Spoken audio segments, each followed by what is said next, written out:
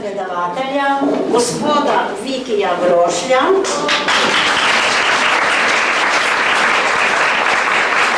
In mu predajam besedo. Prosim, izvolite.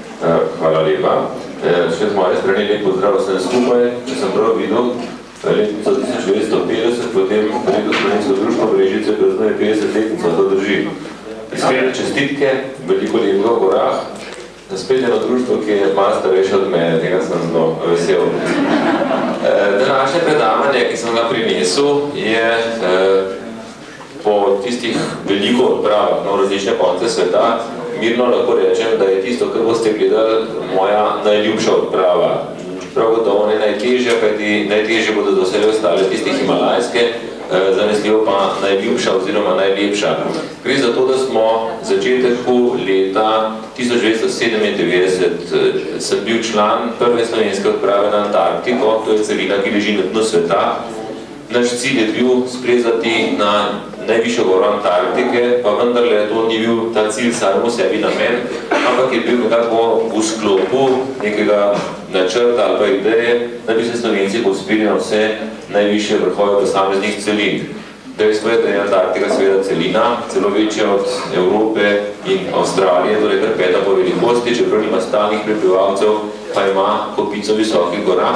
In ta najvišji vrh te celine sem je tako dolgo časa opiral, ker je tja prideti res komplicirano, no pa o tem nekaj več kasneje. Dejstvo pa je res, no, ko so se vsi vtisi iz tega potovanja polegli, še enkrat lahko rečem, to je bila do zdaj moja najlepša odprava, pa da ne bom predolg, bi vas kar prosil, če mi lahko luči ugasnete, pa bomo začeli.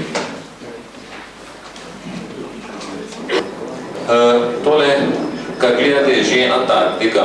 Antarktika je brez dvoma najbolj neraziskana celina našega planeta in pred dobrimi 250 leti ljudje tega niso vedeli, ali sploh obstaja.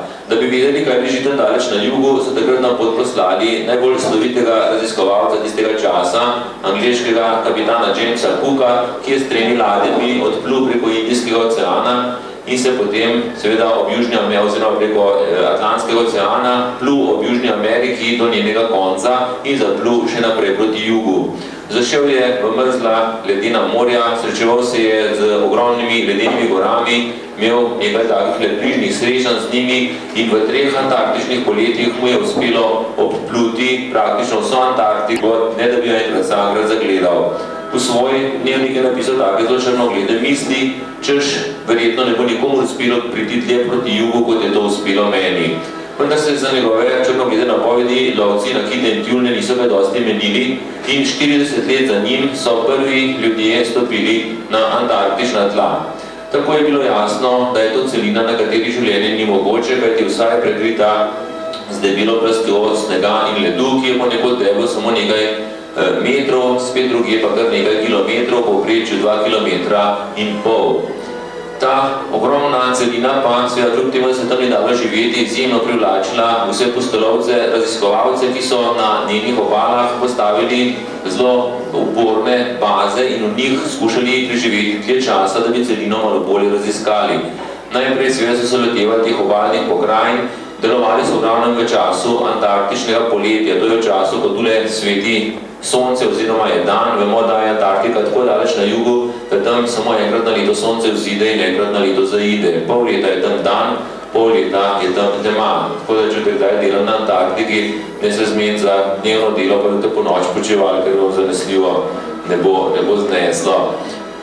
Ko so bila vsaj približno raziskana obalna področja, pa so vsi pustolovci, raziskovalci usmerili vse svoje sile v nek zanimiv cilj doseči južni tečaj. To je neka imaginarna točka sredi antarktične visoke planote, kjer ne bi se stikali vsi zemljini poldnevniki. Ni označena, treba je bilo šele najti in doseči. In ljudje na začetku tega stoletja so bili pripravljeni trpeti neverjetna pomanjkanja, strahotne napore, marsikdaj se je zgodilo, da so s svojimi zamrznenimi trupli označili mesta, do kamor jim je uspelo priti, da bi to točko dosegli. Šele leta 1910 je to uspelo najprej Norvežanom pod Amundsenovim vodstvom, ki so takole dosegli to tako željeno točko, tam postavili svojo zastavo, opravili še zadnje meritve in se odpravili nazaj proti obali, kjer jih je čakala njihova ladja. Slab mesec za njimi je tja prispela angleška odprava pod vodstvom Scotta in seveda bili so zelo razočarani nad dejstvom, da so jih Norvežane prehiteli. Na obrazih članov odprave se vidi to razočaranje, ko so tam našli norveško zastavo, pa tudi seveda vsi prestani napori in še posebej na obrazu vodje Scotta se je videl že tudi tisti nestrpen strah, ali jim bo sploh uspelo priti nazaj do obale, kajti začenjala se je antarktična jesen, to je čas, ko so viharji na Antarktiki še hujši, ko mraz še bolj pritiska. Povratek nazaj se je spremenil v pravo dramo, od 5 mož sta 2 umrla, kmalu po začetnem vračanju stečaja, ostale 3 so vztrajali, z nečloveškimi napori so se privlekli 500 km do obale, ko jih je zajel še en hud vihar. Njihov šotorček, v katerega so se zatekli, je zakoval v sneg in led in seveda možje so drug za drugim pravzaprav trpnili v tem ledenem objemu. Njihove trupla so našli 8 mesecev kasneje in tragedija angleške odprave se je takrat razburkala v svet. Vsi so vedeli, da je Antarktika strašno negostoljubna, nevarna dežela. Oziroma, gorništvo na Antarktiki se je začelo še bistveno kasneje, kajti šele po drugi svetovni vojni, ko so ljudje iznašli letala, ki so lahko letela na daljše razdalje, so preleteli najprej posamečne predele Antarktike, fotografirali številne gore in šele leta 1956 so našli najvišjo. Poimenovali so jo Mount Vinson, merila naj bi 5140 metrov. Kasnejše, natančnejše satelitske meritve so pokazali, da je nekoliko nižja, okoli 4900 metrov, pa vendarle meri. Po odkritju je imela gora kar 10 let mir in šele leta 1966 so prišli sem Američani z močno odpravo, v kateri so bili izkušeni himalajski, takratni najboljši ameriški plezalci, in v obdobju lepega vremena jim je uspelo osvojiti tako Vinson kot še 3 okoliške 4000-ake. Po tem prvem vzponu je imela gora še naslednjih 20 let mir in šele leta 1984, ko so začeli, oziroma so Kanačani in pa Angleži skupaj ustanovili agencijo Adventure Network International, ki je začela voziti na Antarktiko vsakogar, ki je imel za to dovolj denarja, se je nekako gora spet obudila v sanjah plezalcev vsega sveta, jasno, da tudi Slovencev, in od takrat naprej smo resno razmišljali, da bi enkrat vendarle še šli tudi na Antarktiko.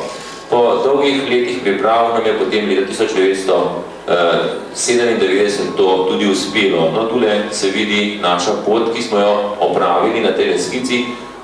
Jaz mi malo slabo vidim, ampak Brežice so tule nekje, no, večkrat višji gori letališče v Brni, kot tam smo potem poleteli v Amsterdam, iz njega bo potem kar 11 ur do Rio de Janeiro, še naprej do Buenos Airesa, preko verige Andov sem le do Santiago, glavnega mesta Čila, od tam pa potem čisto na skrajni jug Južne Amerike, ki je glavno izhodišče potem za polete na Antarktiko, ki leži tule spodaj.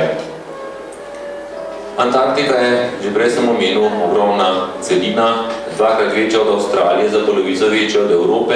Mi smo prileteli tule noter v edino komercialno bazo na sami Antarktiki, to je baza Patriot Hills, in od tam smo nas potem z manjšimi letali odnesli na tole področje, pogorja Ellsworth, kjer leži tudi najvišja antarktična gora. Videli smo relativno majhen del Antarktike, tako da seveda upam, da bomo še kdaj uspeli oditi tja. No, to je že slika z našega potovanja na Antarktiko, čeprav se komu zdi gore nekaj čudno znane, no in čisto prav imate, tole namreč Grintavec, najvišji vrh Kamniških Alp, zadaj pa Kočna. Posnetek pa je narejen 30. decembra leta 1996, ko smo z avionom poleteli v meglo in sneg zavitega letališča Brnik proti našemu cilju.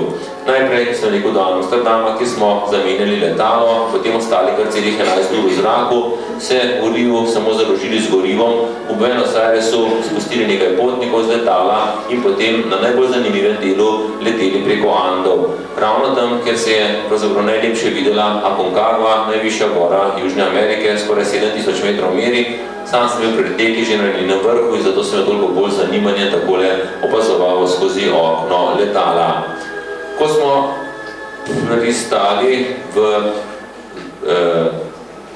Santiago, to je glavnem mestu Čila, in stopili z letala, nam je bilo tako jasno, da so vse stvari v Južni Ameriki resnično obrnjene na glavo. Kajti namesto mraza nas je sprejelo pravo južnoameriško poletje, temperatura je bila kar 35 stopinj nad ničlo. To je bil silvestrski popoldan, ob 8. zvečer smo nazdravili slovenskemu novemu letu, ob polnoči pa še čilskemu, in sicer bosi v kratkih hlačah smo s kozarcem šampanca v rokah sedeli v travi pred hotelom in opazovali čudovit ognjemet, ki so ga pripravili domačinom oziroma prebivalcem mesta. Kaj dosti nismo praznovali, kajti tako naslednje jutro nas je že pot vodila naprej proti jugu. Spet smo videli, kako zelo drugačne so stvari v Južni Ameriki. Bolj, ko smo leteli proti jugu, več snega je bilo na vrhovih Andov. Tam so vse stvari res obrnene drugače. V Južni Ameriki vsi ljudje na sever hodijo na morje, kajti sever je za Južnoameričane prispodoba toplote, medtem ko je jug prispodoba mraza, ravno obratno kot pa pri nas. 4 ure leta je še trajalo, da dosežemo skrajni jug Južne Amerike in tule nad Magellanovim prelivom zaokrožimo ter pristanemo v mestu Punta Arenas, glavnem izhodišču za vzpon oziroma za polete na samo Antarktiko. No, tole so člani odprave, bila je nekako po sili razmer pač mednarodna, čeprav se plezalci poznamo že dolgo časa, 3 Slovenci, Rafko Vodišek, Stane Klemenc, oba iz Ljubljane, v sredini je Stipe Božič, moj dolgoletni soplezalec iz Himalajeva, potem še sam, in na desni Joško Bojič, snemalec hrvaške televizije, ki je imel nalogo celotno odpravo čim bolje posneti na filmski oziroma televizijski trak. Mesto Punta Arenas, sicer prijazno, ljubko, obmorsko mesto, prav gotovo pa ne mesto, v katerem bi človek želel živeti. Poprečna letna temperatura tule je komaj 7 stopinj nad ničlo, s tem, da zime sploh niso mrzle. Dejstvo je, da je vse leto temperatura približno enaka. Tule smo na višku poletja, ampak kot vidite, ljudje v bundah in puloverjih hodijo naokrog, ogromno je vetra, ogromno je dežja, tako da pravzaprav prav prijetno nekako ne more biti tule. Z griča sredi mesta je lep pogled na sam Magellanov preliv, ki je tule dokaj širok, zadaj so že otoke ognjene zemlje, ponekod se pa potem seveda stisne samo nekakšen kilometer, 2 in je res dokaj isto veliko dejanje, da je najdel pot okoli Južne Amerike. No, sredi mesta seveda potem spomenik Magellanu, portugalsko-španskemu pomorščaku, ki se ga jasno lastijo eni in drugi, kajti bil je pomemben raziskovalec. Meni je bilo všeč, da so v znožje samega kipa v bron ulili tudi 2 domorodca, domačina Indijanca, v spomin na prvotne prebivalce tega področja, ki so tukaj živeli, dokler jih niso slabih 400 let nazaj tod pregnali Španci. Čilenci so potomci Špancev in Indijancev, nekoliko temnejše poti, bolj nizki, čokati, ampak zelo prijazni, prisrčni, tako da smo se ves čas, lahko rečem, ali pa kjerkoli smo se srečevali, zelo lepo razumeli z njimi. No, sredi poletja ima temperatura morja v mestu komaj 12 stopinj nad ničlo, zato tudi ni nikjer nobenih plaž, če se ne kopa. Zadaj vidimo samo pristanišče, ki daje glavno zatočišče predvsem ribiškim kitolovskim ladjam in sem je tja kakšna bolj razkošna pripelje turiste, ki jih vozijo krog in krog Južne Amerike. Še nekoliko bolj proti jugu od mesta samega je najjužnejša točka južnoameriške celine. Tule se na tem mestu Južna Amerika začenja ali pa konča, kakorkoli hočete. Nazadaj, kot sem rekel, otoke ognjene zemlje, za njimi pa še več kot 1100 km mrzlega Antarktičnega morja do same Antarktike. Čakamo na polet proti Antarktiki in si malo gledujemo okolico.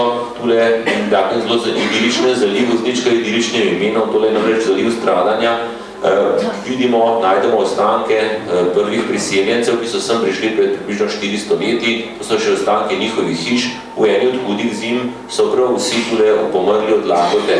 Kajti prišli so sem in ugotovili, da je rodovitna prst debela komaj 3-4 cm, pod njo pa je sam pesek in predno so ugotovili, da v njej na tej zemlji se ne da nič pridelati, je bilo že prepozno. Šele njihovi nasledniki so ugotovili, da se da preživeti tukaj, predvsem za ovčerejo, pa kasneje tudi živinorejo in kako zelo so hvaležni zdajšnji prebivalci tistim prvim, ki so znali obstati tu, se vidi tudi po kar številnih spomenikih, ki so jih postavili svojim predhodnikom.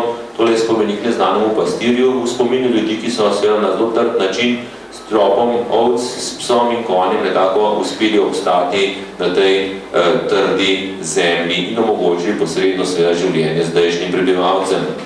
No, mi smo vedeli, da bomo leteli v notranjost celine, da ne bomo videli tistega čudovitega sveta pingvinov na antarktičnih obalah, ampak rekli smo, če že ne na Antarktiki, pojmo pogledati zdaj tule v Južni Ameriki, kajti tudi tu jih je veliko, zaščiteni so, tule smo pri vhodu v eno od tako imenovanih pingvinerij, kjer lahko seveda opazuješ pingvine v njihovem življenju. Celo na vhodu imajo tole kavarnico, nič posebnega, kavo in čaj lahko dobiš, ima pa seveda zelo lepo poetično ime. Cafeteria en el fin del mundo v španščini pomeni kavarna na koncu sveta, in če si kje na koncu sveta, potem si resnično tule. Pingvini so, poleg avstralskih koal, prav gotovo najbolj ljubke živali, kar sem jih do sedaj uspel videti in celo držati v rokah. V vodi so to nenadkriljivi plavalci, kajti hranijo se z ribami, zato so pa toliko bolj ljubko nerodnikov prikoracali na obalo in s to kugajočo hojo pridejo do svojih bivališč, ki si jih kopljejo pod to tako plastjo zemlje, v tisti pesek, o katerem sem prej govoril. So strašno družabna bitja, vedno živijo skupaj najmanj po 10 ali več, takšne kolonije si naredijo in potem seveda skrbijo nekako drug za drugega. Ker jih tu nihče ne preganja, se nikogar ne bojijo, lahko se jim povsem približaš, so kot vse živali pravzaprav zelo radovedni, in ko se gledate iz oči v oči, ti malo obrneš glavo, pa je še on, pa se ti malo približaš, pa on tudi, pa se ti malo odmakneš, pa on tudi ti fotografiraš, on te sicer ne fotografira, ampak drugače se ga obnaša tako kot človek. Ko smo odhajali proč, moram reči, da so tako otožno gledali za nami in mislim, da smo bili drug drugemu v veliko veselje. Tako so nas navdušili, da smo sklenili naslednjega dne odpotovati na otok Santa Magdalena sredi Magellanovega preliva. To je nekaj kvadratnih kilometrov velik otok, kjer spet ni človeških prebivalcev, ampak na njem živi pa kar 70.000 pingvinov. Če se boste kdaj kladili po Južni Ameriki, to sledje pejte pogledati. To je pravo živalsko velemesto, kjer vse žubori, vrešči, se premika, eni hodijo v vodo po hrano, drugi jo nosijo nazaj, mame pazijo na otroke, pa se prepirajo z galebi za svoj prostor pod soncem, ki tudi pazijo na svoje mladiče. Skratka pravi živalski velemestni živ žal. Mi smo se spravili gor na ta blagi griček sredi otoka, polegli v travo in nekaj ur opazovali ta res izjemen živalski svet in strašno uživali. Čisto resno smo se pogovarjali o tem, da bi kakšnega pingvina odnesli domov, ampak, ker kot sem rekel, so bitja, jih moramo najmanj 10 prinesti v Ljubljano, da bi se tudi tule pri nas dobro počutili. Ko se vrnemo nazaj, izvemo veselo novico, razmere na Antarktiki so ugodne za polet in kar takoj se vkrcamo v tole veliko letalo Hercules, ki sprejme drugače 100 potnikov, čeprav tole ima samo 30 sedežev, vse ostale namenjeno prtljagi. Sedeži so praktično vsi zasedeni, kajti pustolovci, plezalci, raziskovalci in tudi turisti z vsega sveta prihajajo sem, da bi jim uspelo stopiti na antarktična tla in potem tam početi tisto, česar si najbolj želijo. Polet sam bo trajal še 5 ur in pol in od prvega do zadnjega trenutka je izjemno zanimiv. Takoj, ko se odlepimo od tal, preletimo otoke ognjene zemlje, je pod nami mrzlo Antarktično morje in seveda takoj opazimo skozi okna letala že prve ledene gore, ki so se odkrušile z antarktičnih ledenikov in zdaj takole plujejo proti severu ter še kako ogrožajo plovbo v tem delu oceana. Vedeti moramo, da so jasno te gore samo ena petina je gleda ven iz vode, vse ostalo je pod njo in kar znajo biti kar hude nesreče. Spomnimo se samo Titanika, čeprav to se je zgodilo pa tule zgoraj na severni polobli. Vse več in več teh gora, prvič jih vidim takole v živo, ne na televiziji, zato navdušeno fotografiram, potem pa nas počasi zagrnejo oblaki oziroma pod njami se naredi sloj oblakov, pa tisti značilni oblačni sloj, ki je tudi kupu na začetku povzroča takšne težave na samem morju in seveda nekaj ur letimo samo s pomočjo instrumentov in šele po 5 urah leta, kakšne pol ure pred prestankom, se oblaki pod nami razkadijo in spodaj že zagledamo celino.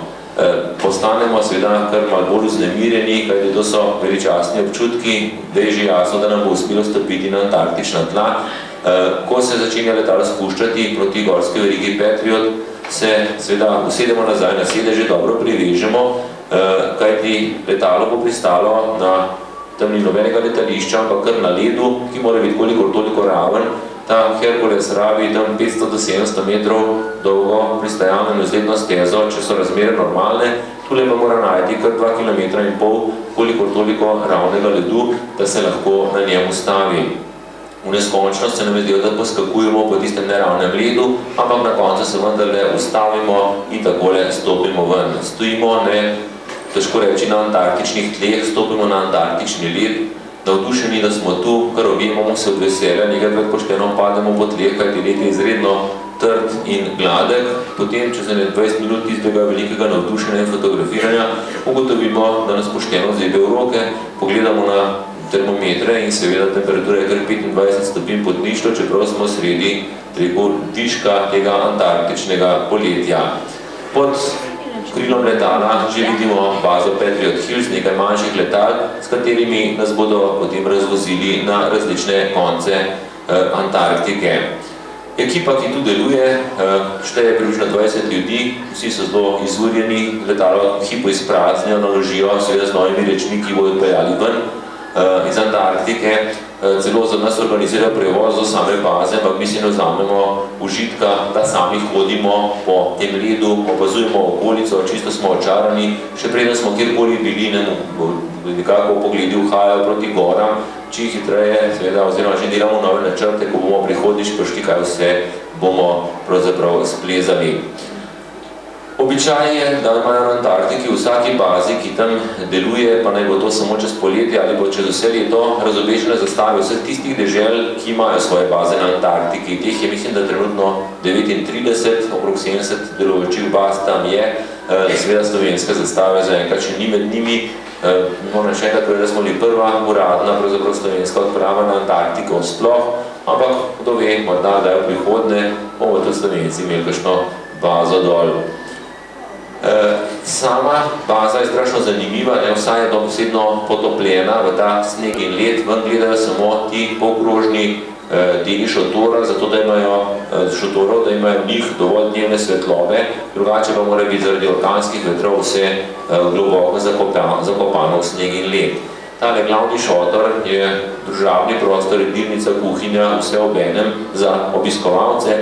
Pridemo naravnost na večerjo, tega smo najbolj veseli, in seveda postreženo tako, da se samo čudimo kot v nedeljah za kosilo, dobimo vse juho, krompir, meso, riž, solato, celo seveda sok in na koncu vsak kozarec vina za ta prvi stik z Antarktiko. Dobro se najemo, ker vemo, da zdaj naslednjih 14 dni bomo sami skrbeli za svojo prehrano in ne bo kaj dosti časa za to. In ob tistem ugodnem počutju pride še najboljša novica dneva, da je vreme tudi pod gorami lepo in da bomo takoj po večerji poleteli proti našemu cilju.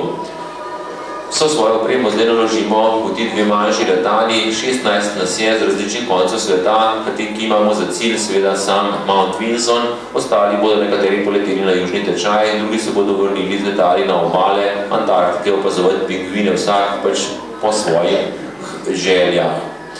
Takole natovorimo to našo opremo in polet se začne. Letimo slabo uro in seveda nekoliko niže kot prej s Herkulesom, zato je pogled na Antarktiko še toliko bolj osupljivo lep, lahko rečem. Z obeh strani se odpirajo fantastični pogledi na samo pokrajino, tamle vidimo tisto zadnjo gorsko veliko, predno se začenja antarktična visoka planota, ki ga potem po nekaj 100 km pripelje do samega južnega tečaja.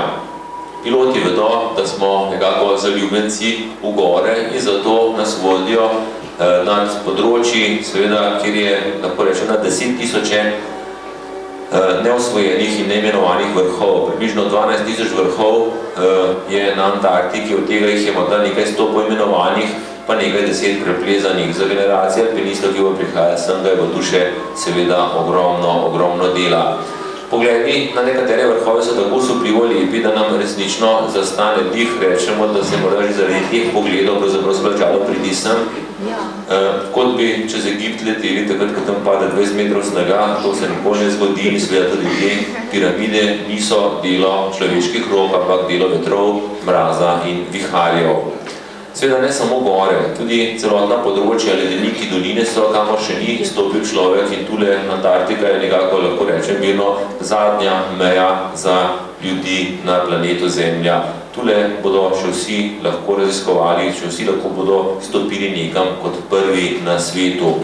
Po slabi uri leta, takole pred seboj, zagledamo pa že po gori Ellsworth, ki močno spominja nekako tako po višini kot po obliki tudi na centralne Alpe v Evropi. Višina je enaka, gora je mislim, da 60 visokih, več kot 4000 metrov, tudi ta relativna višinska razlika je zelo podobna, nekje na višini 2000 metrov bomo pristali in od tam bomo imeli do vrha Winsona še skoraj 3000 višinskih metrov za prehoditi oziroma preplezati. Kako majhen in nebogleden človek na Antarktiki se lepo vidi po posnetku baze pod Winsonom, ki jo sestavlja sam tak pokrožni šotor, malo večji, in pa ostanki letal, ki tule pristanejo, obrnejo, razložijo opremo, se vrnejo in potem spet vzletijo. 400 km tule na okrog ni ničesar, nobenega kioska, da bi si hot dog ali pa znamke kupil, čisto vse, kar potrebuješ, seveda si moraš pripeljati seboj. Sam sem bil v prvem letalu, ki je pristalo in potem v miru opazujem drugo, ki leti skozi to sansko pokrajino vse bliže in bliže in se počasi seveda spušča vse niže. Ko se dotakne snega, niti ne začutiš, izredno mehko pristane, kajti namesto kolesa imajo ta letala smuči. Piloti so pravi mojstri, lepo nekako znajo pristati, umiriti zadevo, no, ko še drugo letalo takole pride bliže, razložimo opremo z nje, opravimo potem še tako imenovani pristopni marš do baznega tabora, ki je tokrat dolg 50 metrov, ne, tule od letala pa do tele izravnave smo morali iti peš. To je bil seveda v primerjavi s Himalajo, ker moramo včasih po več tednov hoditi peš, da pridemo do vznožja gore, absolutno daleč najkrajši, po številu dolarjev, ki smo jih morali plačati, pa absolutno najdražji pristop do nekega baznega tabora v mojem življenju. V zraku smo bili od Ljubljane do semle brez postankov, torej če bi samo ure letenja seštel kar celih 24 ur, torej redko kam na svetu lahko letiš tako daleč, ne? Tako da smo res kar precej oddaljeni od naše ljube in lepe Slovenije. Takoj, ko seveda dobimo opremo, postavimo šotor, ga obložimo s tem velikim zidom snega in ledu, da nam ga vetrovi ne bi raztrgali. Seveda pogledi pa nam nestrpno uhajajo navzgor, na tole skoraj 2000 metrov visoko južno steno gore in tule zadaj vidimo tudi že sam vrh Winsona, ki je naš cilj. O vremenskih dogajanjih na Antarktiki nimamo pojma, ampak to pa že vemo, če ni oblakov, če si je sonce, da je vreme lepo in odločimo se, da bomo kar naslednji dan takoj poskusili proti vrhu. Prijatelji gredo okoli polnoči spat, sam pa vzamem smuči in se odpravim navzgor, malo pogledati, kakšen je dostop sploh do vznožja stene. In vidim, da pravzaprav naslednjega dne ne bomo imeli posebnih težav. Obenem vidim, da imamo čisto realne možnosti uresničiti tisto veliko željo, ki smo imeli, da bi v tem 2000-metrskem stenju, torej za dve severni triglavski steni, ga je splezali še novo prvenstveno jasno slovensko smer in nekako se odločen, da ne bi tudi v tem desnem delu skušali priti do roba stene in se potem nekako prebiti napred vrh in potem še do glavnega vrha, ki je tamle kakšen kilometer dlje. Pomirjen odsmučam nazaj v bazo, ob 4 sem tam zjutraj, potem za nekaj kratkih ur zaspim, ob 10 zjutraj pa seveda že vsi nestrpni pripravljamo opremo, pakiramo, člani drugih odprav nas malo debelo gledajo. Običaj je namreč, da na Winson plezaš od 6 do 8 dni, da na gori postaviš dvoje višinskih taborov in potem iz zadnjega pač poskusiš proti vrhu. Tak način je nekako bolj zanesljiv, ampak mi imamo kar dovolj izkušenj in vemo, seveda, če nam v prvem poskusu ne bo uspelo, bomo potem seveda imeli več kot dovolj časa za počitek in za ponovni poskus. 4 gremo v steno, 3 Slovenci in seveda Stipe, Joško, kot snemalec ostane spodaj, pač ni plezalec, normalno nas bo od spodaj snemo, nekaj bomo sami naredili. S seboj vzamemo samo tisto najnujnejše, seveda vso toplo obleko, nekaj hrane in pijače, smuči in seveda plezalno opremo, in odidemo.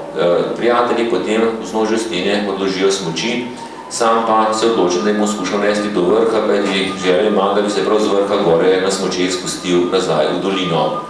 Točno ob 3 popoldan potem vstopimo v samo steno, zdaj boste videli posnetek, tule smo že nekje takole gor, posnetek nazaj dol proti dolini, po kateri smo prišli, ko se vidi, kako za nami prihajajo člani ostalih odprav, ki na sanjeh in na hrbtih vlečejo navzgor opremo za prvi višinski tabor, ki ga bodo postavili tam desno v tej dolini, ki bomo malo kasneje videli. Razgled je tak sanjski, mi smo čist očarani nad samo Antarktiko in seveda komaj čakamo nekako tistega vzpona samega. Tule se zdaj vidi pot naprej, te ljudi, ki sledijo normalnemu pristopu na goro, bo pot vodila po tej dolini zadaj in potem po strmem 1000 metrov visokem ledeniku nasedlo med Mount Sheen, to je tretji najvišji vrh Antarktike, in Vinson in potem po tistih vršnih pobočjih do same vršne piramide, ki pa je z vseh strani pravzaprav kar strma. To je bistveno daljša pot, naša pa je jasno krajša, ampak veliko bolj strma in naporna. Spodnji in srednji del stene nista pretirano strma, tako da nam uspeva se vzpenjati kar brez tega, da bi bili navezani, kar dobro smo fizično pripravljeni, ampak kljub vsemu nas ta ogromnost stene počasi nekako usrka vase, začenjamo plezati na višini, kjer se na višini našega Triglava in zato seveda potem ta naš tempo malce upočasni, ampak vseeno nam gre izredno dobro. Veseli smo tudi tega, da sploh se nam ne zdi pretirano mrz, je tistih normalnih 30 pod ničlo, ampak ker ne piha veter, je temperatura še dokaj ugodna na momente, da je zelo vroče, ker se zaradi napornega vzpenjanja malo potimo. Plezamo, počasi nekako se izgubljamo, lahko rečemo, nedri gore, ampak počasi potem ugotavljamo, kakšna neverjetna prednost je ta večni dan. Kako se bliža večer, tudi nekje 9-10 proti večeru, seveda večera ni od nikoder, sonce še vedno prijazno sije in samo potem, kako se sence daljšajo in krajšajo, vidimo, da čas teče. To je res neverjetna, nepredstavljiva prednost. Pravzaprav ne rabiš šotorov, ne rabiš spalnih vreč, ne rabiš baterij, ničesar, ker je tako fino svetlo, samo nekaj časa moraš zdržati, ne da bi zaspal. No, jasno, pošteno nas utrudita ti spodnji 2/3 stene, potem nas pa čaka še tista najtežja zgornja, ki pa je precej strmejša, tako da moramo pa jasno kar malo popaziti pri plezanju in tam je naša edina skrb samo ta, da bi ušli ven iz sence, v senci je tako še 15 stopinj bolj hladno.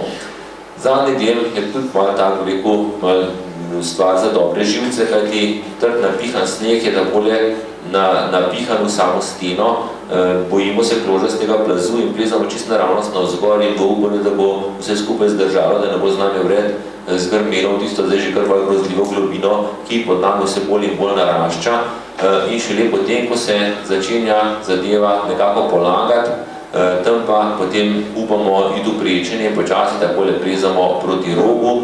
Točno po 12 urah vzpenjanja smo 2000 višinskih metrov više, takole z Rafkom vodičkom izplezava iz stene, takoj za nama sta še Stipe in Stane in seveda ob 3 zjutraj dosežemo rob stene, sonce pa nam sije naravnost v čelo. To se ti v hribih res redko kdaj zgodi.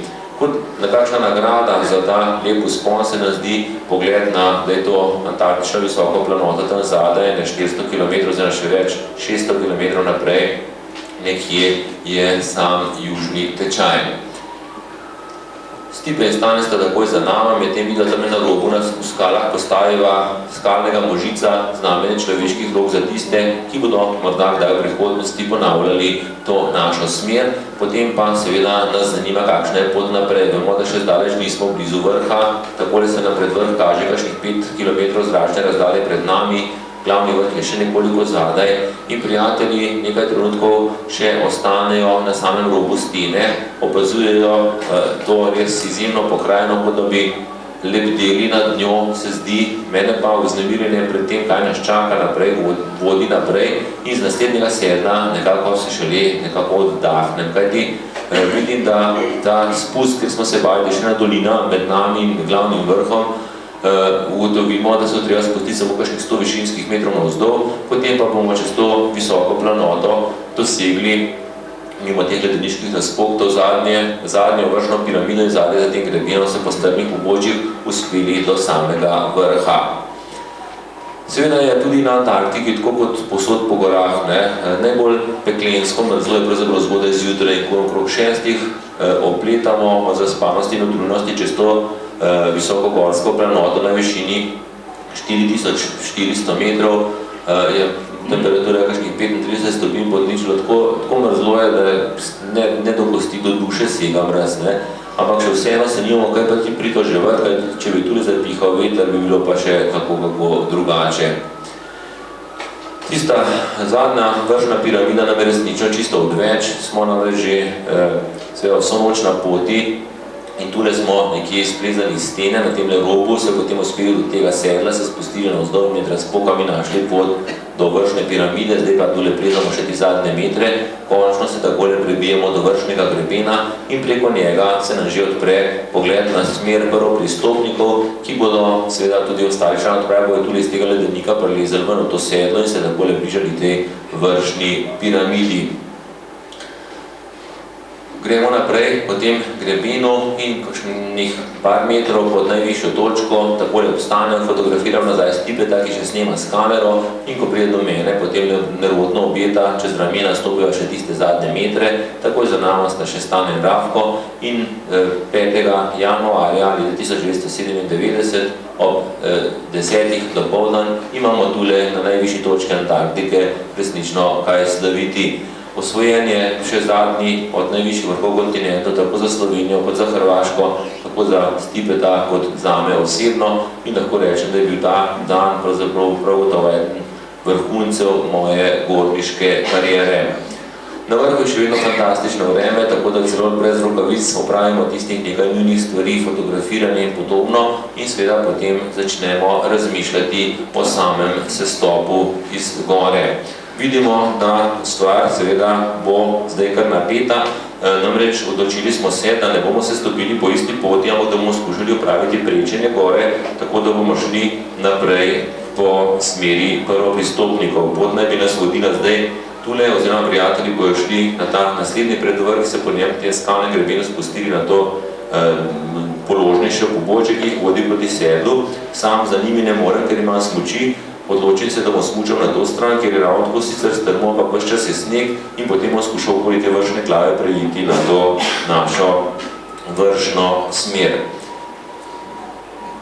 Da mi ne bi kdo kaj očital, da nisem čisto iz vrha odsmučal, potem pa nataknem smučke, počnem pa čisto do najvišje točke in tam potem seveda prijatelji naredijo nekaj posnetkov, pripravijo kamere za snemanje mojega spusta in seveda nekako preklopim v možganih, da ne plezam več, da se začenja smučanje. K sreči je tisto prvi metri so nekako toliko položni, da mi to uspe in sicer mi nič kaj napaše iti zdaj niže dol, ker je starina seveda bistveno večja.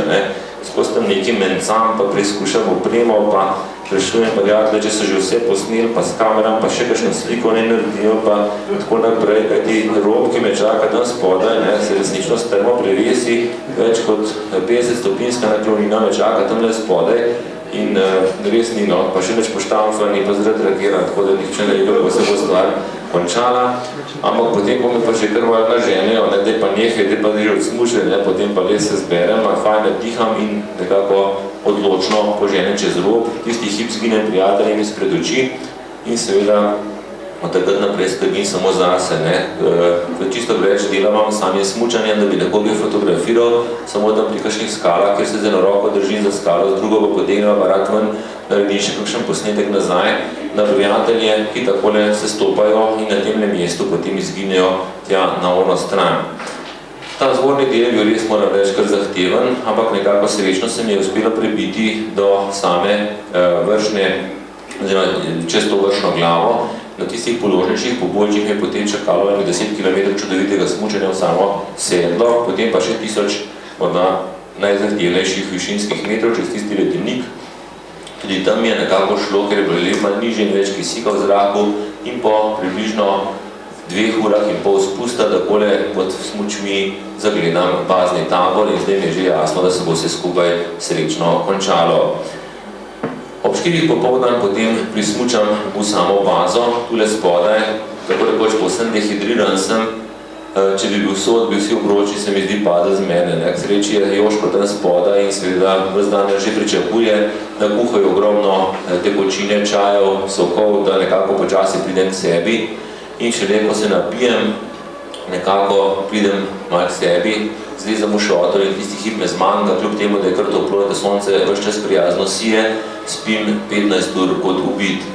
Samo malo registriram, da so nekaj ur za menoj prišli za mano še prijatelji, z njim se dogodi isto, ampak potem po 15 urah pa takole počasi zlezemo ven iz šotorov in seveda ugotavljamo, da nam je v prejšnjem dnevu in pol celo manj, v 4 urah več kot enem samem dnevu uspelo nekaj imenitnega. V enem samem zamahu smo tule splezali 2500 metrov visoko prvenstveno smer na vrh Winsona, opravili seveda kompletno prečenje gore in seveda za nameček je še meni uspel smučarski spust, kaj bi hoteli še več.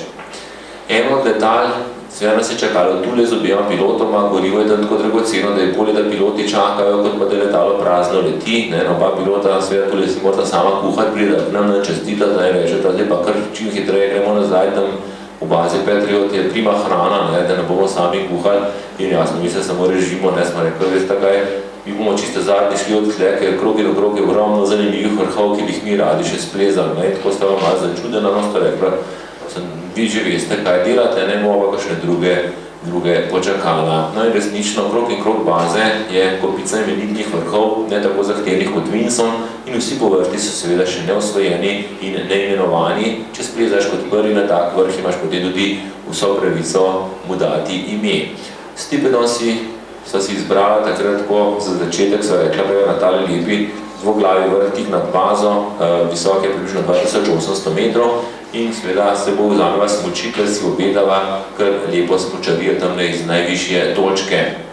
Vzpon sam ni zahteven, čeprav je spodnji del kot je strm, malo mora tudi zdaj rezan id in seveda predvsem je izgled sam tako tak čudovit razgledni vrh.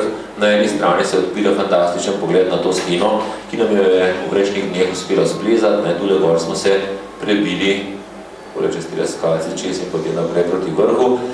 Še morda lepši pa je pogled na nasprotno stran, torej proti jugu, tja proti južnemu tečaju, kjer se odpira ta visoka planota in Antarktika tako nekako dvigne, moram reči, kar malo zdi se na 10 cm nad tlemi hodimo, če bi imeli malo več časa pa hrane, seveda po mojem kar mahmil tja proti tečaju, tako da vznemiri ta čudovita pokrajina, ampak tokrat seveda hrane premalo, prave opreme nimamo in zato se bomo toliko bolj nekako posvetili goram.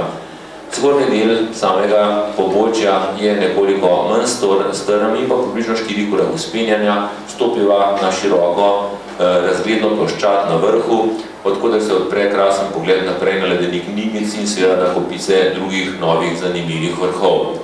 Na robu te planotke snežne je takle skalni rob, tam spet postaviva Možica in ime za goro, jasno pride kar samo od sebe, od zdaj se ta vrh imenuje Slovenija. Potem natakneva še smuči, odsmučava v sedno in se pospneva na sosedno snežno glavo, ki je res, da sicer 10-12 metrov višja, ampak se popolnoma naslanja na Slovenijo in jo brez nje sploh nikoli ne bi bilo in seveda tudi tu ime pride kar samo od sebe, imenuje se zdaj Hrvaška, Stipe je pač iz Splita, pa tudi z mojo argumentacijo, se je kar nekako strinjal. Na vrhu Hrvaške potem natakneva smuči, sporočiva spode, da bo začela smučati navzdol, spode vklopijo kamere, kajti prinesmo čim več zanimivega materijala iz samega izleta na Antarktiko oziroma odprave na Antarktiko. Smučava navzdol, vse skupaj je sam imeniten, veličasten užitek. Tako lepo je videti vse skupaj, tako če smučaš kot od spodaj, gledaš, da se Stane in Rafko odločita, da gre sta naslednjega dne, seveda tudi ona dva z nama, ko bomo šli iskati nove izzive, nove zanimive vrhove.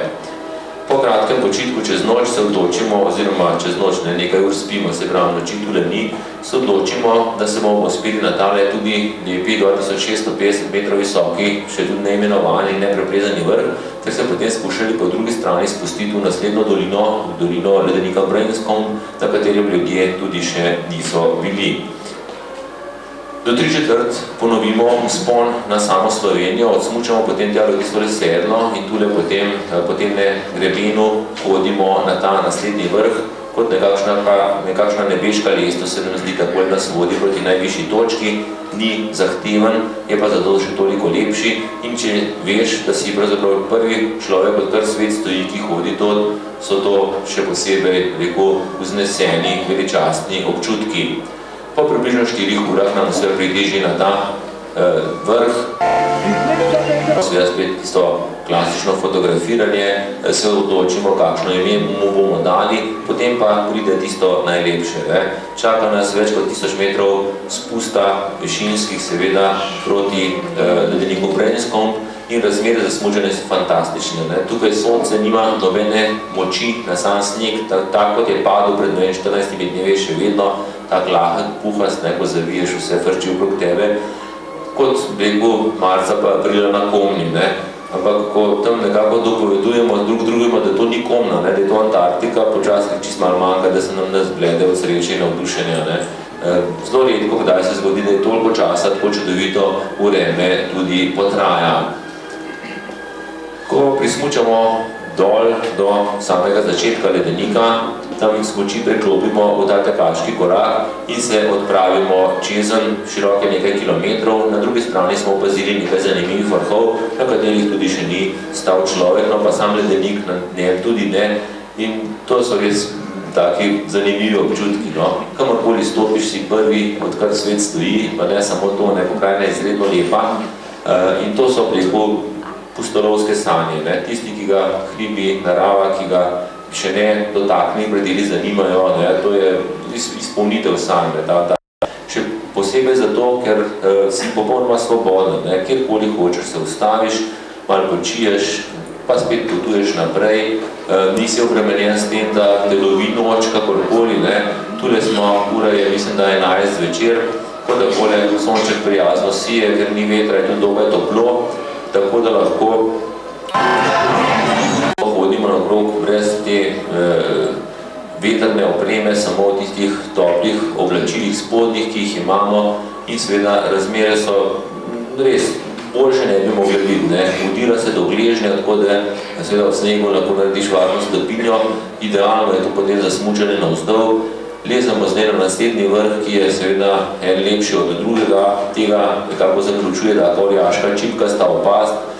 In po nekaj urah postopimo nanj, se potem seveda kot kakšni sladopustci oziramo na okrog, ti kaj smo pa zdaj, da jih pa tale na desni, tale pa tudi lepa gremo še kaj gornova peno, da odsmučamo dol, spet potem odplezamo naprej in 3 ure kasneje stojimo še na 3. vrhu ta dan, na katerem še ni stal človek in se potem z njega v takem dolgem spustu odsmučamo nazaj v bazni tabor. No, tole je zdaj ta vrh tega 3. vrha in smučanje nazaj. Kar 12 ur smo bili na poti, osvojili 3 nove vrhove, prehodili ogromno kilometrov in seveda pri vsem tem še strašno uživali. Popadamo v šatore, zaspimo za nekaj kratkih ur in zjutraj neverjetno vreme še vedno drži, čeprav nam že nekaj dni obljubljal poslabšanje po radiju in s Anetom zberejo še toliko moči, da se odločiva še za tale naslednji vrh, najvišji pravzaprav v tej skupini, okoli 2950 metrov meri. Vsak se po svoji strani pospneva na nje, ker tule, ker me zanima tudi smučanje z vrha, stane gre potem grebenju in bo sedaj posneli takole malo pod vrhom nazaj.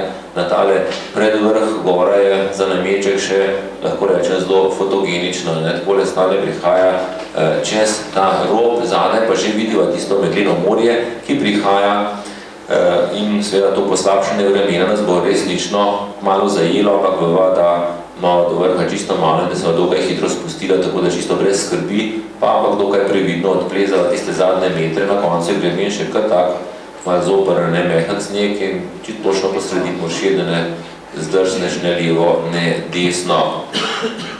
Kot ponavadi pozno, zvečer okrog 11, takole splezava še tiste zadnje metre in doseževa najvišjo točko, opraviva jasno nekaj posnetkov. Nobena stvar se veste, v današnjem življenju ne gre več brez reklam, moram pa reči, da z velikim veseljem pokažem tole slikco. Tale zavarovalniška hiša je bila pač generalni pokrovitelj mojega potovanja na Antarktiko in seveda še danes sem jih hvaležen, da so to naredili. Tudi tale vrh smo potem poimenovali Slovenika in se tako po svoje malo obdolžili tistim, ki nam pomagajo, da lahko uresničujemo svoje, lahko rečem, najbolj drzne sanje. Odsmučava navzdol in v bazni tabor prideva praktično istočasno kot megla od spodaj. tako da enkrat pomirjeni, da nam treba jutri spet kamin, popadamo v šotore in ko se zjutraj zbudimo, je resnično seveda vreme se poslabšalo, piha orkanski veter, ki nosi seveda oblake ledenih drobcev, vrhovi so zaviti v megle, mi smo tukaj spodaj na varnem, jasno, zadnji pa, ki plezali še na Vinson, pa so v hudih škripcih, v taboru 2, so ujeti v vihar, sporočijo nam, da imajo sicer vsega dovolj hrane in tako naprej, ampak da so prejšnji dan poskušali doseči vrh, 2 je uspelo, 4 pa ne, ki jih je ta orkanski veter skoraj odpihnil zgore. Nimamo zdaj drugega kot počakati, da se vihar umiri in ta 2 dneva resnično malo več jemo, malo več spimo in seveda tudi kaj preberemo, predvsem pa jaz intenzivno pišem, ker hočem nekako si zapomniti čisto vsak delček, pravzaprav vsak trenutek, ki sem ga preživel v tej sanski deželi. Po 2 dneh se vreme umiri in tudi ostala šesterica, zadnja šesterica nekako uspe se stopiti zgore. To sta ta 2, ki sta uspela priti na vrh, nažalost sta oba kar hudo pozebla po rokah in nogah in jasno je, da morda zdaj čim hitreje nazaj v bazo Patriot Hills. Po radijskem oddajniku sporočimo, da se je mera spustila tako nizko, da lahko pridejo po nas, obljubijo nam 2 letali za naslednji dan. In tole je zdaj zadnja noč, ki jo preživljamo pod samim Vinsonom. Jasno, da od vznemirjenja, od vsega lepega preprosto ne moreš spati. Vso noč hodimo ven, se malo pogovarjamo, fotografiramo in nekako usrkavamo vsak trenutek, ki ga skušamo čim bolje zapomniti. Zjutraj, že ob 7, v strupenem mrazu, več kot 30 stopinj pod ničlo, podiramo šotore, ki kar pokajo od mraza, ampak zdaj niti ni več važno, zdaj odhajamo nazaj. Vse imamo spakirano, ko tam malo čez 9 nas obe letali preletita, najprej seveda prostor, kjer bosta pristali, potem se spustita, prideta do nas, najprej naložimo vse odpadke, ki smo jih pridelali tule, potem vso opremo, nazadnje se vkrcamo še sami in pravljica se začenja odvijati v nasprotno smer. Letimo čez to sansko pokrajino, ki se nam je zdaj v teh 14 dneh, ki smo jih preživeli na njej, še toliko bolj priljubila. Kot mehni otroci gledamo skozi okna, imamo pritisnjene nosove za šipe in opazujemo stotine čudovitih vrhov, posebej ti osamelci, nunataki jih imenujejo, so izjemni, imaš vse od skalnega plezanja do lednega plezanja, do čudovitih smučarskih spustov in seveda želja za prihodnji obisk je obilo in preveč. Ko pristanemo v bazi Patriot, je sprejem pri službencih zdaj čisto drugačen, kot je bil pa takrat pred 14 dnevi, ko smo z velikim letalom prišli sem. Spraševali so nas, od kje smo in bolj ko smo jih razlagali, manj so vedeli, a smo Rusi, a smo Ukrajinci, a smo Čehi, a smo Slovaki, a Slovenci, a smo bili. No, ampak potem pa seveda, ko ste jih vendar pilota, ki sta bila nekaj časa, nekaj dni še z nami, sproti obveščali, da smo v enem samem dni splezali na Vinson po novi smeri, odsmučali nazaj in da seveda nas nikjer nekaj sam kolorati okrog, pa plezamo nove vrhove. Vse se očitno zelo pozanimali, od kje prihajamo in ko stopimo noter tisto jedilnico, nas tam čaka velik napis, dobrodošli in čestitamo, zraven pravilno izpisana naša imena in natančno so vedeli, odkot prihajamo, kje je Slovenija, kje je Ljubljana, po moje bi tudi za Brežce vedel, sam nisem jih poprašal, to pa priznam. Najlepše od vsega se veste, vsak mu ugodi, če ga pohvalijo, to že moram priznati, da se nam je sila imenitno zdelo, ampak še lepše je bilo pa to, da smo prišli tja ravno čez kosila, pa nas poljudno vprašajo, kaj pojedel, smo rekli, pa mi ne, če imate in prinesejo nam kosilo in pojemo ga tako hitro, da se v niši niti k svojemu nisem mogel usesti. Pa tako vljudno, a bi še, če imate, pa dajte, še enkrat prinesem, še enkrat tako, da se pojemo. Pa tako že malo začudenje pravijo, a bi še, smo rekli, če imate, pa prinesejo in še tretjič vse pojemo. Pa da samo gledajo še, da se rekel, da pa bojo popadali po tleh od prenažrtosti, po utrujenosti, ampak mi so se po 14 dneh spet enkrat pošteno najedali in se začeli počutiti krasno. Začnemo vlačiti skupaj neko plezano opremo, smučke, pa nas vidijo, kaj pa zdaj, smo nekaj po hribe, da smo se dobro najedali in lepo seveda nataknemo smučke in odsmučamo nekaj kilometrov proč od baze do vznožja te gorske drige Patriot, ki sicer ni prav visoka, komaj 1200 metrov merijo ti vrhove, ima pa tam 400-500 metrov visoke stene, ki so jasno kot nalaž za plezanje, za smučanje, kar si pač srce ti poželi.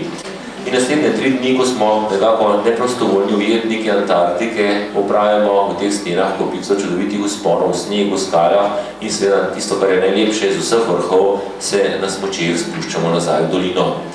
To neprostovoljno ujetništvo ne je prinesla pač narava sama in tega smo bili zelo veseli. Ko smo namreč mi tisto poslabšene vremena tam pod Vinsonom, je tudi tule vrlo kakšnega pol metra snega, ki ga seveda ta značilni orkanski antarktični veter še ni uspel spihati iz pristajalne steze oziroma z tistega ledu, kjer naj bi pristal Herkules.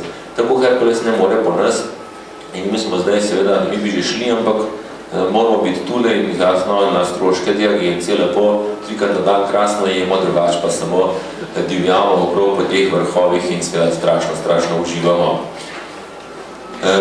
Tako lepo je, jasno, da ne more dolgo trajati in kar naenkrat se nekaj jutra zbudimo, ko se pa dvigne tisti, kot pravijo, orkanski veter, edini pravi gospodar Antarktike. Zapiha več kot 120 km na uro in tistih znosnih 25 pod ničlo se spremeni v hipu 50 in več. Iz varnega zavetja baze seveda to divjanje vetra zabavno opazovati, ampak vsak trenutek z velikim spoštovanjem mislimo na tiste pionirje na začetku stoletja, ki so tule v tisti preprosti opremi, ki so imeli, uspeli klubovati tem viharjem. Veter je tako močan, da iz japonske zastave, ki stoji v neposredni bližini baze, utrga tisto rdeče sonce na sredini, in japonska zastava se spremeni v zastavo vdaje, čist bela je, kot nalaž sta tudi 2 Japonca z nami in takoj se spravimo na njo, kaj zdaj 45. ste se vdali, zdaj pa spet, ali kaj je to, zelo prijazno se nasmihata in tako, smo drugač zelo prijatni, hočem povedati to, da smo nekako bili res pisana druščina z vseh koncev sveta, in da smo drugega kar kaj naučili o svojih deželah, odkudar prihajamo in seveda drugega tudi kaj zanimivega izvedeli. Ker ne moremo v gore zaradi tako močnega vetra, nas uslužbenci baze povabijo na kratek izlet z motornimi sanjmi do letala, ki je pred leti padlo dol tudi v neposredni bližini baze in jasno ponudbo takoj spremljamo, navlečemo nas tisto vso opremo, kar jo imamo, celo več pa pri samem plezanju na Vinson, pa še vse je kar hladno, moram reči, potem gremo na te sani, oziroma take velike čovne privežijo zadaj, za opremo se vležemo nota, da nas leta ne preveč prepiho in potem odropotamo čez to zmrzlo ledeno pokrajino skozi veter in po kakšne pol ure vožnje takole pridemo do letala. No, ko gremo potem pešti do njega v tistem pošastnem mrazu, pa kar malo tesno pri srcu in ničkaj radi ne bi bili v koži ljudi, ki so 6 let predtem tule skušali zasilno pristati. Zgrešili so tisto pristajalno stezo, vreme se je nenadoma poslabšalo, bila je tudi ena taka skupina pustolovcev, kot smo mi zdaj in seveda morali so zasilno pristati, polomilo je letalo kolesa, propelerje, nekaj je bilo hudo ranjenih, ampak za čuda so vsi preživeli, prišli so jim potem z baze na pomoč, jih nekako rešili in v nekaj naslednjih dneh potem spravili nazaj v Južno Ameriko. Edini problem je ostal kaj z letalom. Če bi ga hoteli popravljati tule, so ugotovili, da bi to stalo toliko, kot če bi kupili 2 novi in težkega srca so se potem odločili, da ga bodo pustili tule. To je tudi edina smet, ki jo je ta agencija v 15-16 letih zagrešila na Antarktiki, čeprav je kar velika, moram reči, ampak po drugi strani pa jo sam nisem gledal kot nekakšno smet, ampak tisto krilo oziroma rep letala, ki takole visoko dvigne, se mi je zdel kot en tak spomenik človeškim sanjam ali pa hrepenenju po odkrivanju neznanega. Med vožnjo nazaj se, podobno kot Rafko in Stane v tistemle čovnu midva tule v svojem zabavava na tak zelo izviren način, leživa, lepo v dnu čovna in pljuvava naravnost nadse v zrak in staviva v plug zmrzno, preden pade na najo ali na to. Verjeli ali ne, samo ledene kroglice so padale na najo in priznala sva si, da v tako hudem mrazu pač pa še nikoli nisva bila, čeprav sva ga iz Himalaje kar nekako vajena. Ko pridemo nazaj, seveda ne moramo biti pri miru, še kaj bi počela, pa bo zdaj nevest, ko piha za crkan, bi rekel. In potem nekako nagovorimo te uslužbence, da nam malo razkažejo notranjost same baze, so rekli, ni problema in smo potem šli malo pogledati noter te ogromne prostore, ki jih imajo spode pod snegom in ledom, kopljajo jih na tak zelo izviren način, ker motorne žage imajo tako kot pri nas za drevesa podirati in potem si lepo režejo take ose in vsak si ustvari svoj prostor tule pod snegom in ledom, ogromno nekih skladišč, hrane, opreme hrana se ne pokvari, tudi če elektrike zmanjka, tule skozi 21 stopinj pod ničlo. Moja pa je dvorano tako veliko, da lahko tisto malo oranžno cestno, ki ste jo prej videli ob koncu sezone, kar notar zapeljejo in jo tam pustijo do začetka naslednje. Rekel sem, vsak ima seveda svoj prostor, ki si ga uredi in ogromno prostora je, kajti baza, ko se neko leži 800 višinskih metrov nad morjem in to kar na 700 metrov debelem sloju snega in ledu, tako da ima res lahko vsak več kot dovolj prostora. Po 2 dneh ta orkanski veter mine in zdaj je že jasno, da bo po nas prišlo letalo, tam je sneg odpihan in seveda ta dan namenjamo potem pakiranju, poslavljanju od seveda službencev baze, tudi z njimi smo kar postali nekako dobri znanci, če že ne prijatelji. Smejimo se in bo pač ta prvi lepi dan, so vsi znemirjeni, hiter vsak neki pere, skače sem in tam potem obesijo na tele količke svoje perilo, v upanju, da ne bo začel prej veter pihati, ker bo vse takoj zmrzalo.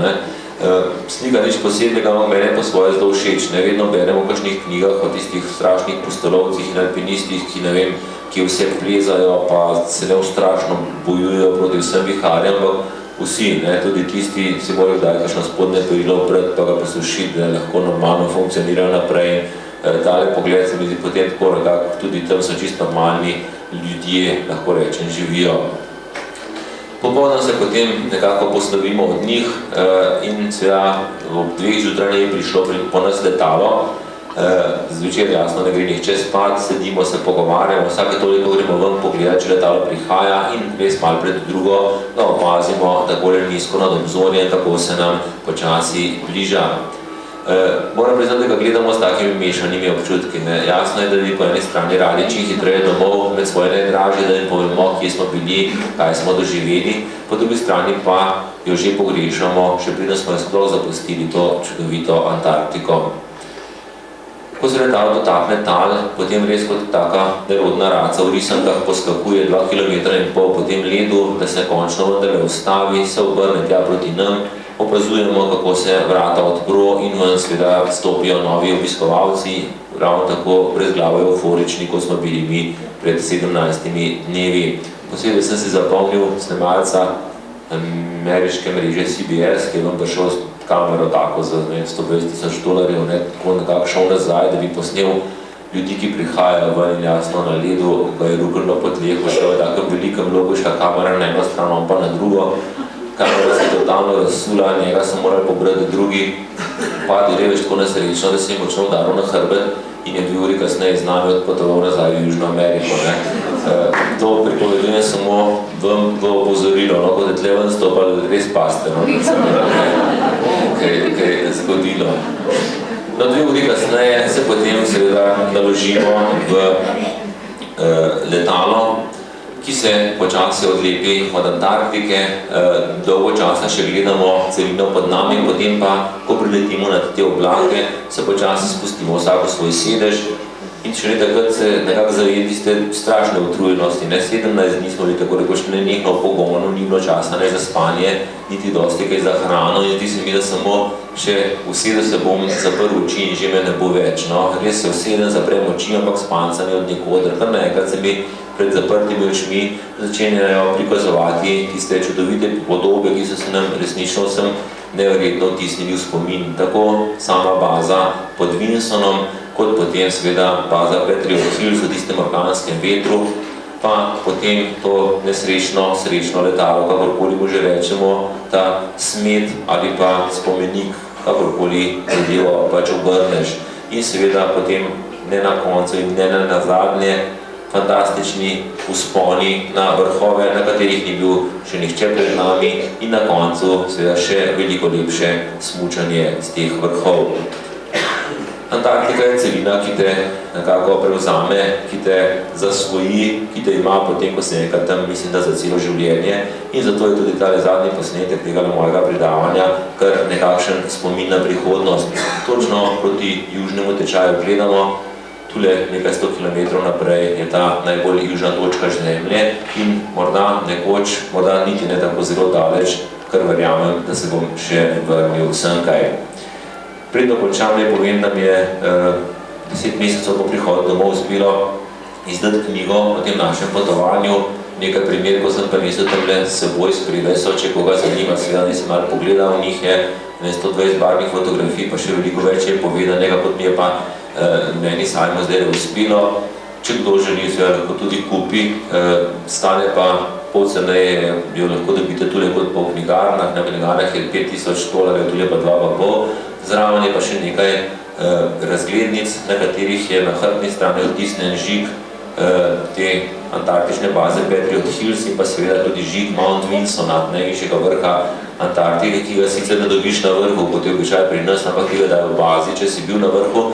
Narejen je pa tako, da lahko nastaviš tudi datum, kdaj si bil gor, no in tam na razglednici je vtisnen datum 5. januar 1997, ko smo nekako Slovenci uspeli zaključiti ta projekt najvišjih vrhov kontinentov. Tiste razglednice so $500, vse skupaj gre pa jasno za naše naslednje projekte in nove cilje. Še enkrat vsem skupaj hvala za pozornost, prepričan, da ste videli kaj novega in zanimivega in seveda vsem skupaj veliko lepega v gorah.